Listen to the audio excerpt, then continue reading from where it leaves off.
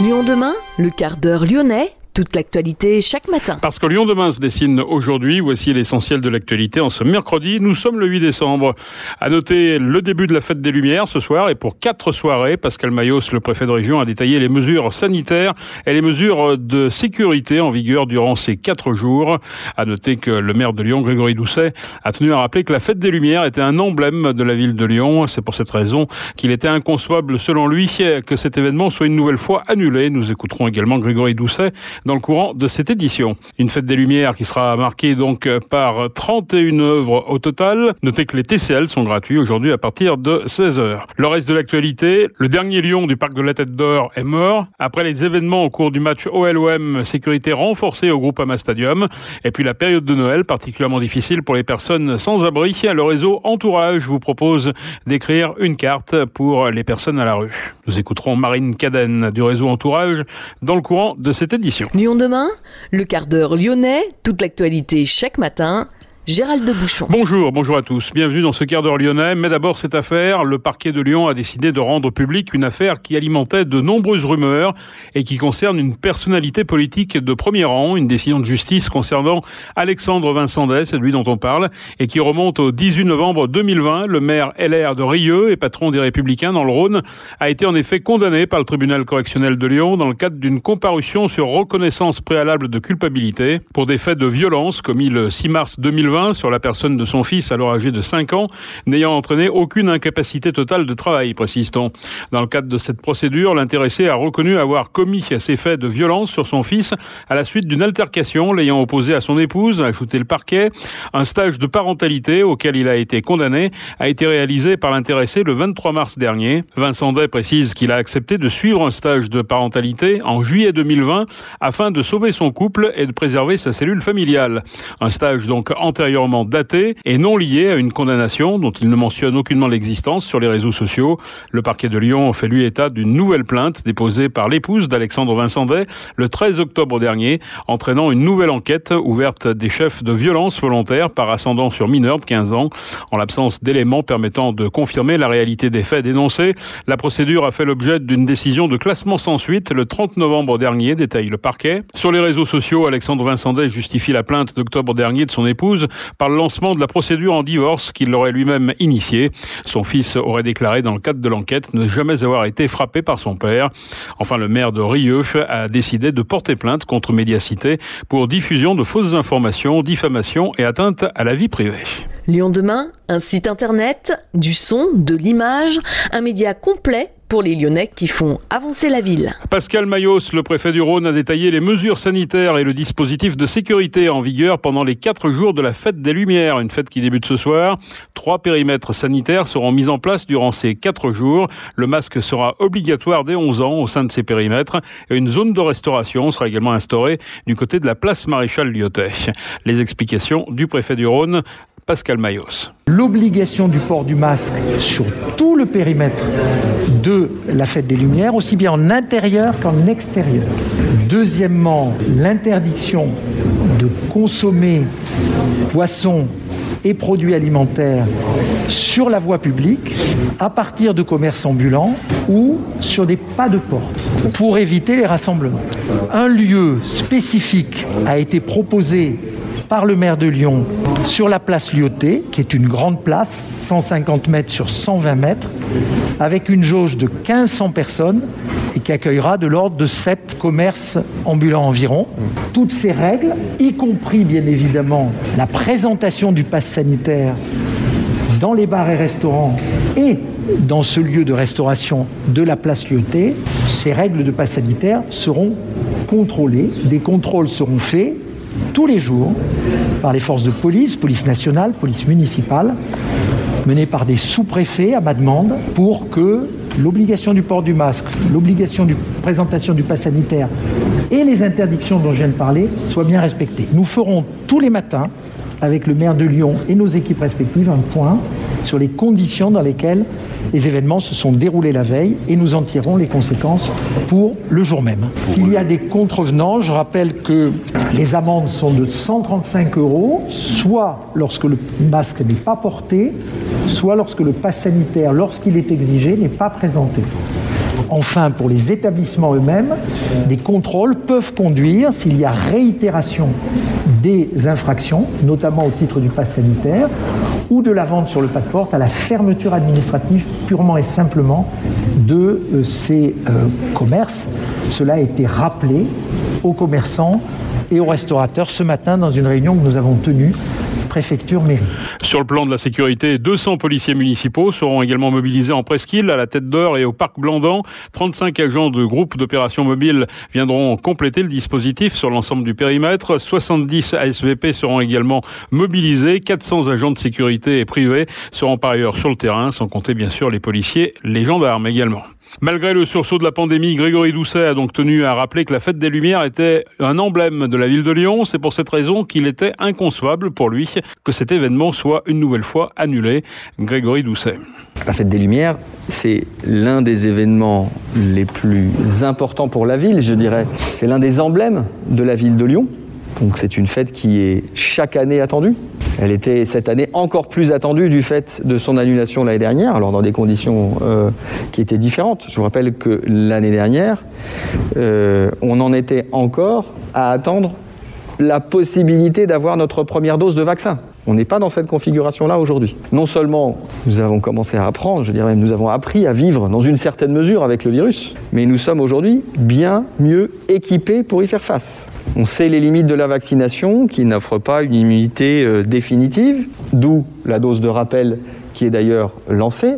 Et pour cette vaccination, ce rappel de vaccination, à la fois évidemment les autorités sanitaires, ARS, mais aussi tous les partenaires, Hospice Civil de Lyon, URPS, infirmiers libéraux et médecins, et la ville de Lyon sont mobilisés puisque nous avons réarmé, nous avons redéployé des lignes de vaccination, notamment sur le Palais des Sports de Gerland. Au-delà de l'emblème que représente la Fête des Lumières et qui est important, ce sont aussi des festivités qui nous permettent de nous retrouver.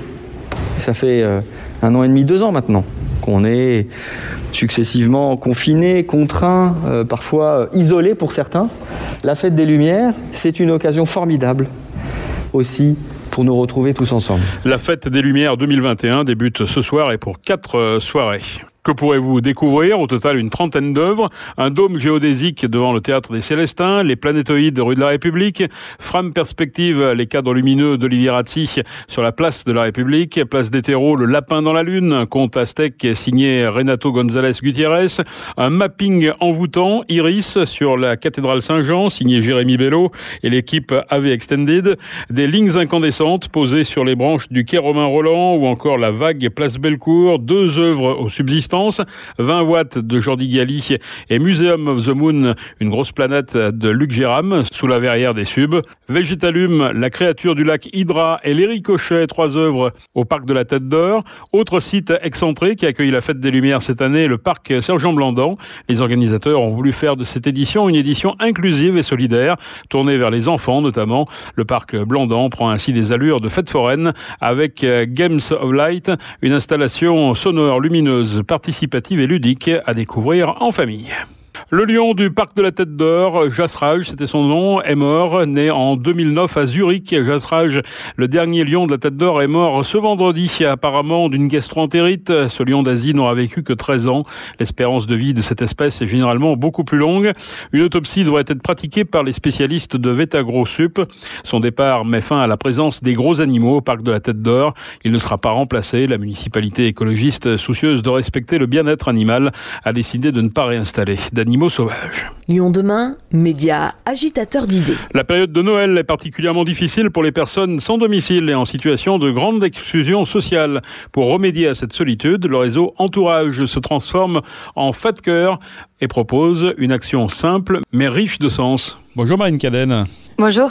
De l'association Entourage. Rappelez-nous la vocation d'Entourage. La vocation d'Entourage, c'est d'engager chacun dans des réseaux de soutien avec les personnes les plus exclues et notamment les personnes sans domicile fixe. Alors, qu'avez-vous entrepris en cette période de fête ? C'est vrai que tout le monde fait la fête en période de fin d'année. Alors, c'est vrai que c'est un petit peu moins le cas actuellement avec l'épidémie, mais quand même, comment on arrive à s'investir auprès des personnes qui sont les plus démunies et comment vous participez à cet élan ? Eh bien, nous, au sein de l'association Entourage à Lyon, on propose différents modes d'action pour cette période de fête et de fin d'année.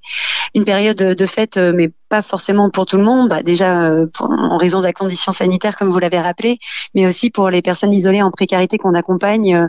Les fêtes, ça rime pas forcément avec beaucoup d'entourage, et c'est ce qu'on propose de recréer autour de ces personnes en impliquant tous les Lyonnais qui le souhaitent et qui le peuvent dans nos actions. Nos actions, elles se déclinent en plusieurs formats. On peut aider sur l'application Entourage, on peut rejoindre nos événements qu'on organise pour les fêtes de fin d'année et se tenir au courant via notre page Facebook, mais on propose aussi une action qui peut se faire depuis partout. Même si vous passez les fêtes de fin d'année en dehors de Lyon, on vous propose une action simple à faire en famille, mais qui est très efficace.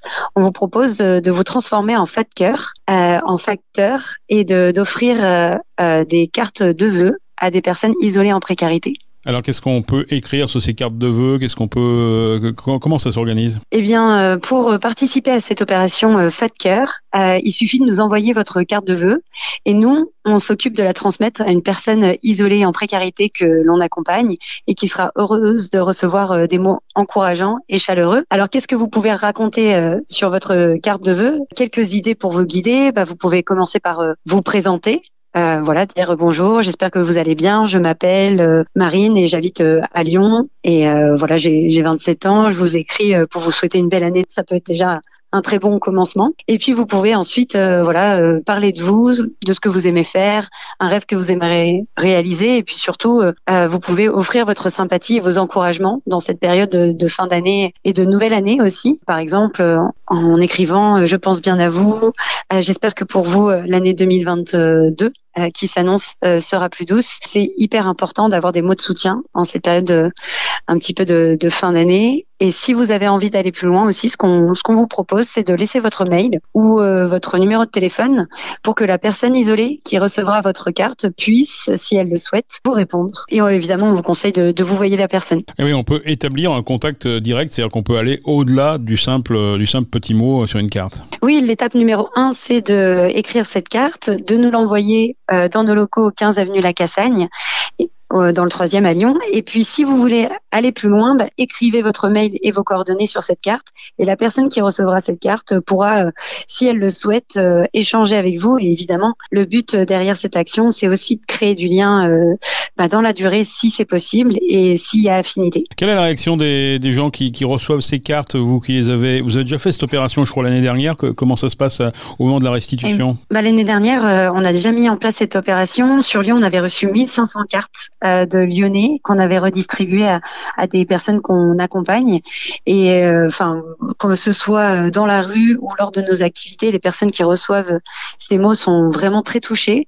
Elles veulent souvent répondre et établir un contact, et c'est pour ça qu'aussi cette année on propose dans différentes de nos activités aux personnes isolées aussi d'écrire leur carte de vœux et donc elles aussi de laisser leurs coordonnées et on transmettra les cartes de vœux écrites par les personnes isolées à des voisins, à des Lyonnais lors de nos différentes actions.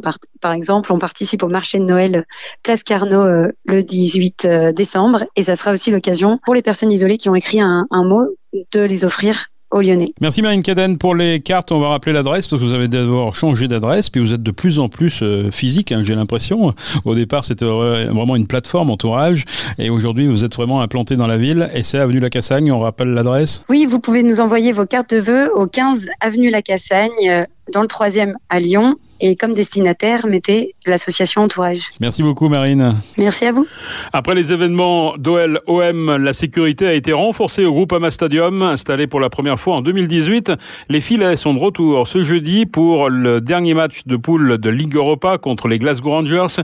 C'est l'une des premières conséquences du jet de bouteille sur Dimitri Payet lors du dernier OL-OM. Pour éviter les jets de projectiles, les buvettes ne devraient vendre ni canettes ni bouteilles. Les boissons seront donc servies dans des gobelets en carton. OL Rangers rencontre sans enjeu demain. Les deux équipes sont déjà qualifiées. Leur place ne peut plus changer. Entre 20 et 25 000 personnes, dont 2200 fans écossais, sont attendus. C'est la fin de ce quart d'heure lyonnais. Merci de l'avoir suivi. On se retrouve demain, même heure, mêmes antennes. Bon début de fête des Lumières. Profitez-en, mais restez prudents.